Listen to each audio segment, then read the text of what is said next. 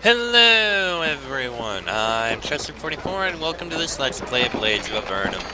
Last episode, we pretty much spent the episode going through Scurftown here. Kind of a silly place. We've gotten through most of it, but we still have a few areas left to go through. City Hall here, this which I believe is the inn, and this area right here, which is a few rooms and buildings. And also the Great Wizard Horatio. Let's investigate here. Whenever the inhabitant of the house is cooking in here, it makes the air hard to breathe. Too many strange, sharp odors fill your nostrils and make your eyes water. The reason for this eco-disaster stands in front of you. A wizard. The owner of this house stands ahead of you wearing the traditional robes of a wizard. They seem to have suffered from acid burns and the like, no doubt caused by careless experimentation. The wizard's long, gray beard bounces back and forth as he moves towards you.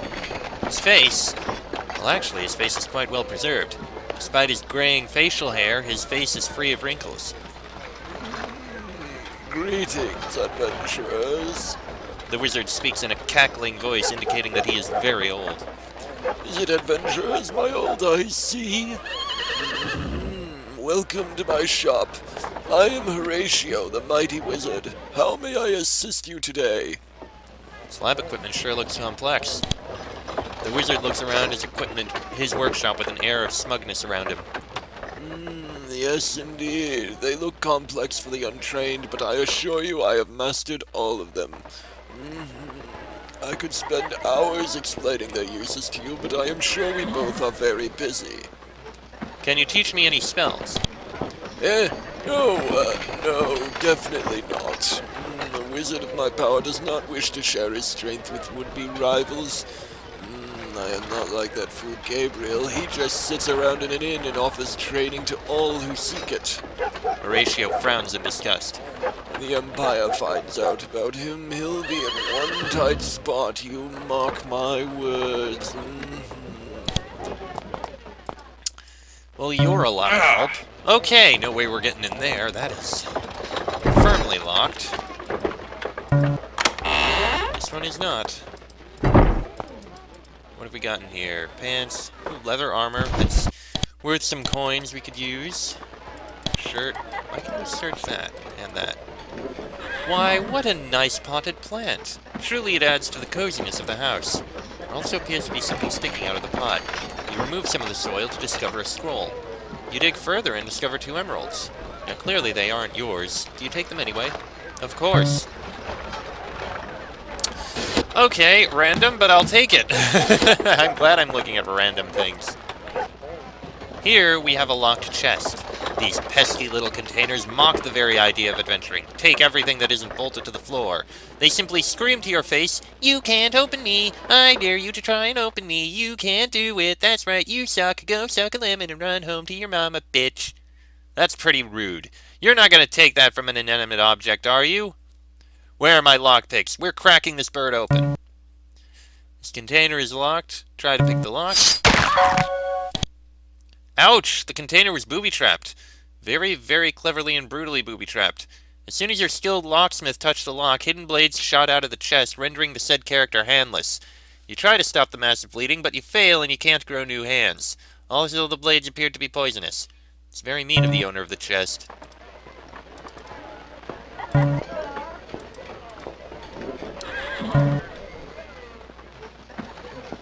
Okay then. Please hold while I reload here. Okay, let's grab these lockpicks so that we actually have them. And, by the way, I don't think lock chests say that. Then you obviously haven't got a drop of imagination. Look at it, just look at the chest. It's smirking. It thinks you're a failure, and that you are, since you're not going to touch it.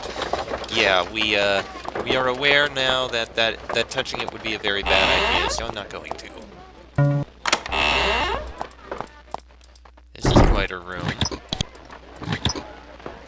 An unidentified bracelet. Probably cursed. I've noticed that most unidentified things are cursed. That can be sold. Those can be sold. Those can be sold. That can be sold. Wait, iron arrows. Yeah, we've already got. Well, No, that's only one iron arrow. I don't need only one. Unidentified ring. We got a bunch of unidentified stuff that needs identification. Alright. Let's go investigate the inn here. The Jolly Rigmarole. Nobody seemed to be able to pronounce it right. This door leads to an inn. Do you wish to enter? Sure. You think this kind of work isn't suitable for this woman. On the plus side, she is young and attractive. On the negative side, she has huge eyes that give you such a cold and vengeful stare that you immediately wish to leave the tavern. Besides that, her pose indicates that she is more likely to wallop you in the head than serve you a drink. She wears a rather plain blue dress and keeps her dark hair wrapped in a bun. What can I get you, nice people? What is your name? Not that you need to know, but it is Serafima. What services does this tavern offer? You can get an ale, you can get wine, you can get food, or you can get a swift kick in the groin. That is, if you have a groin. The kick wouldn't cost me anything, would it? No. Serafima throws you a wicked grin. It is purely customer service, free of charge. Are you interested? You shake your head. A pity.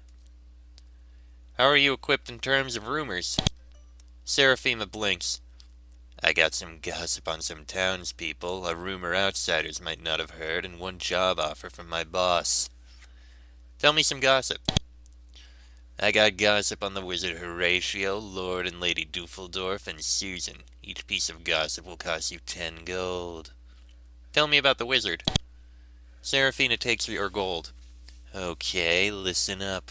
When Gabriel first came in town and heard about Horatio, he went over to see him. Shortly afterwards, he came here and could not stop laughing. Whatever he saw there amused him mightily, but he refuses to say what it is. Also, several townspeople have seen him storm out of his home after one of his experiments goes wrong, and they have seen his beard hanging oddly from only one of his chins. Tell me about the Lord and Lady. Serafima sees that you have enough gold. Lord Duffeldorf has gotten extremely paranoid of late, the reason being that less than a week ago the Lord himself caught a thief lurking within the manor. The Lord, frightened by this, has hired more mercenaries to guard his manor. It has been said that Lady Duffeldorf suffers from her husband's lack of faith to the common people. Tell me about Susan. Serafima counts your money and nods. She used to be an adventurer, right? A lot of people know that. But a rumor has it that she still keeps some of her former gear in her home. This rumor got some of the thugs in town excited. At least one of them broke into her home and tried to find Susan's gear. But when Terence, her husband, got home, he found the body of the bandit with a poisoned dart sticking out of his heart. Susan lives next to the wizard Horatio, by the way. Ah, so that chest that completely destroyed us. Gotcha. Alright. Tell me about the rumor. Serafima counts the money. Once she is certain that she has the right amount, she speaks. Once the rats started appearing, a man with a whistle came along and claimed he could get rid of the rats for a ridiculous price. So, once we literally kicked him out of town. He was seen moving west towards the mountains. I guess he crossed them and moved on, but some say he dwells in one of the caves and plots a horrible revenge on all of us. Like all the rats that have been showing up. I'm interested in the job. Very well, I'll just inform my boss about it. Serafima walks towards the door of the owner and opens it using a key. She spends a while inside, and after she returns, she merely nods to you. Okay.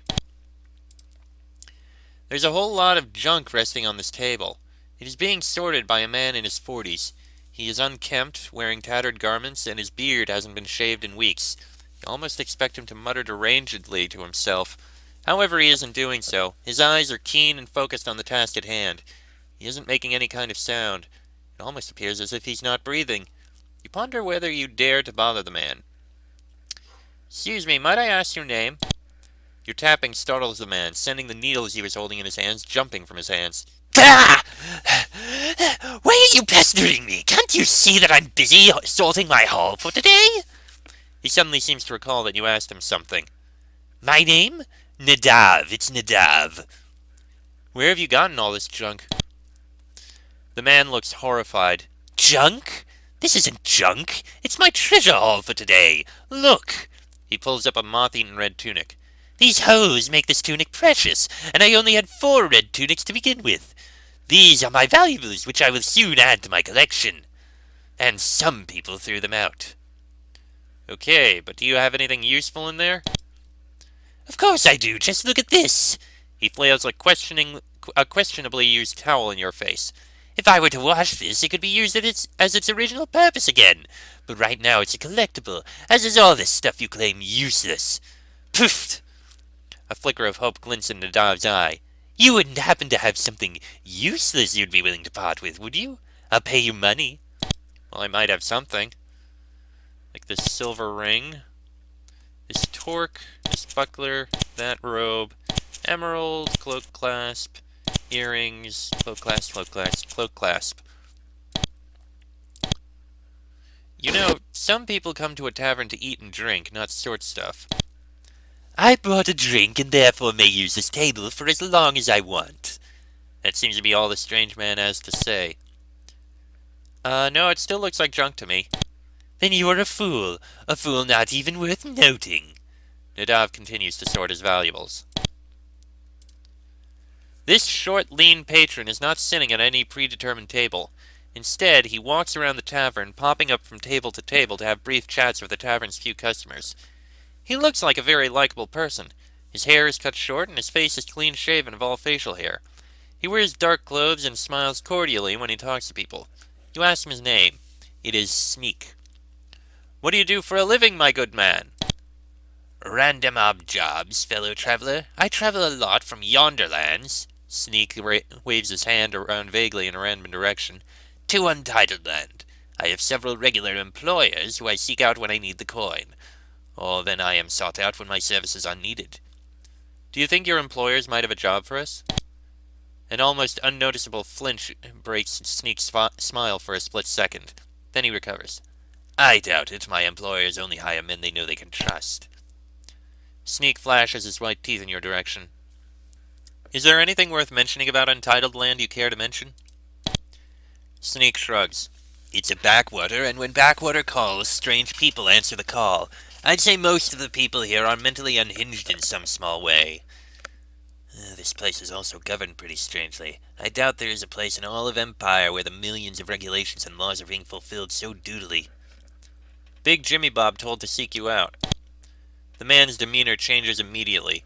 His friendly smile dies, he folds his arms, and an intelligent and calculative look shines from his eyes. He did, huh? Well, what did you do to impress him? We killed a bunch of thugs.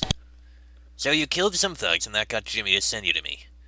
Sneak shakes his head and lets out a disappointed sigh. Figures. That's the only kind of talent the oaf recognizes. But before we continue, answer me this hypothetical question. Would you be willing to steal something from a wealthy man? We'll steal from anyone. We're adventurers. Really? Sneak gives you a critical look as if he were measuring what you just said to what he sees. Then maybe I was wrong. Nonetheless, you can't go and kill people in the job I have for you. It requires stealth. We can be very stealthy. What must be done?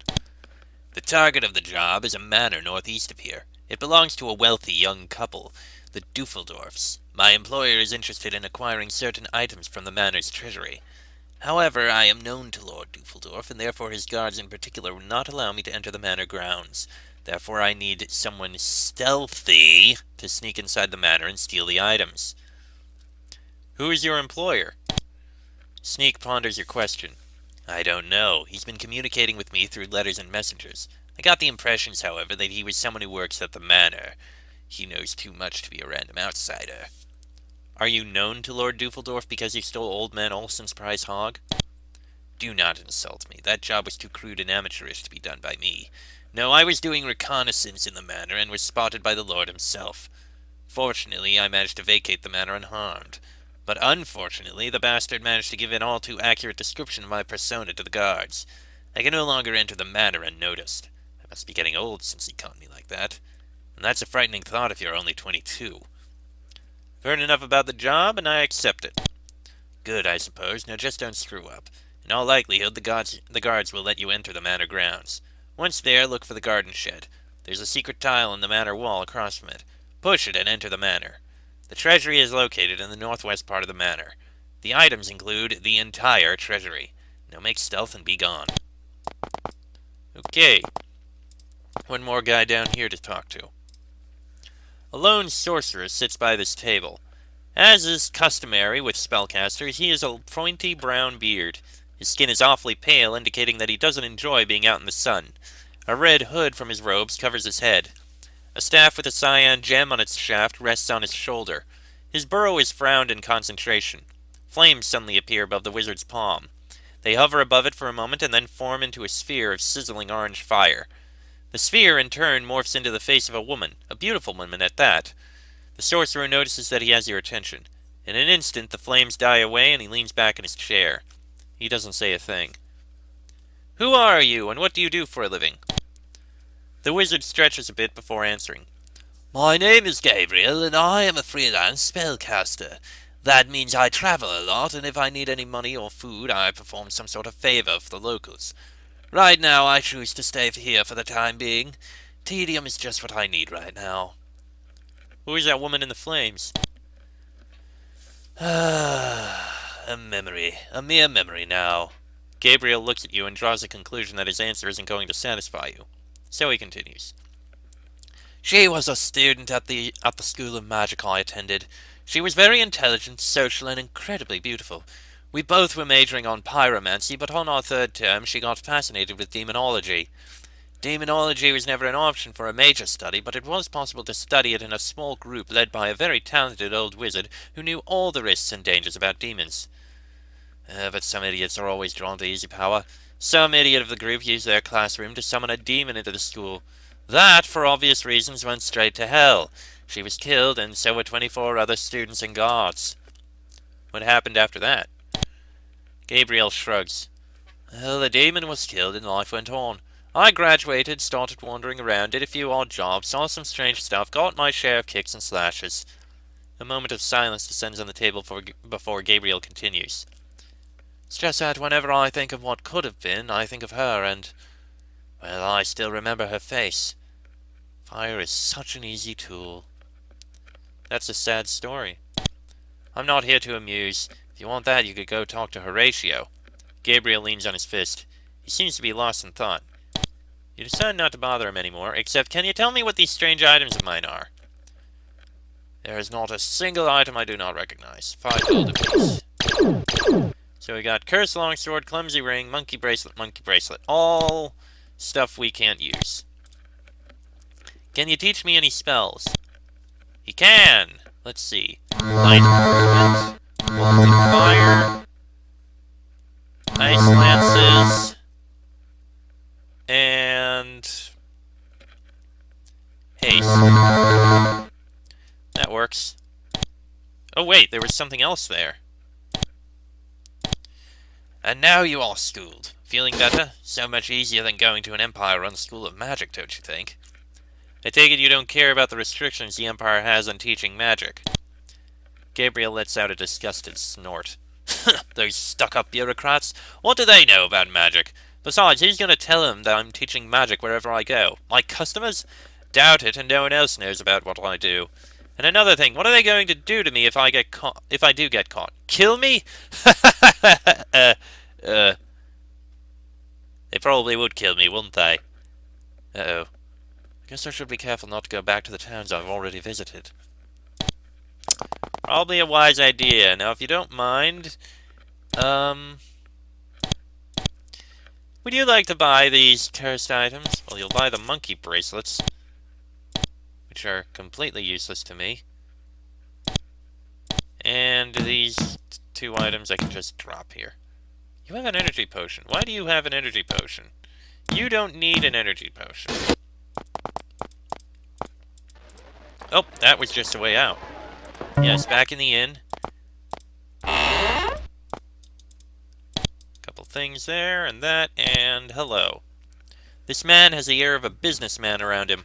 Or at least that's probably what he's hoping to achieve. He has a goatee, his light brown hair is cut short, and the suit he is wearing is of fine quality and tailored to fit him perfectly. He is counting money, mostly copper and some silver, but brushes a coin aside and crosses his palms on the desk in front of him. So you're the fellow seeking employment. You might do. Are you the guy who came up with the name for this inn? The owner of the inn seems a bit dumbstruck. Why, yes, I am. Is there something wrong with the name?